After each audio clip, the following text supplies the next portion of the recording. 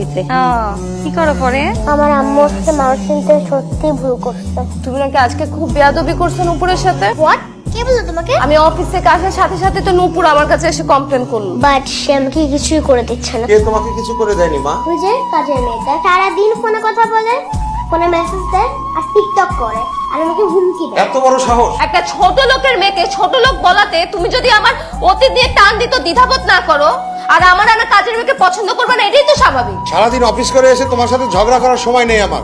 But আমার মেয়েকে কেউ যদি কিছু বলে, বলবে না, কেউ কিছু বলবে না। তুমিও তোমার মেয়েকে বলে দিও কথায় কথায় যেন নূপুরের কাছে ফুলের উদাহরণ না টানে। যেটা বলছি সত্যিই বলছি। আব্বু আমার ঘুরি আনো নাই? সরি, আজকে আমি সত্যিই সময় পাইনি। কেন? তুমি তো মেয়ের অনেক ভালো বাবা, এত ভালো বাবা সাজার পর একটা লাল ঘুড়ি কেনার সময় পেলে না? একটা পুরুষ মানুষ হয়ে একটা ঘুড়ি কেনার সময় পাও না, আর আমি সারাদিন অফিস করে একটা মেয়ে মানুষ হয়ে একটা ঘুড়ি কোথা থেকে কিনে নিয়ে আসবো? সাব্বির সাহেব বারবার মেয়ের অজুহাত দিয়ে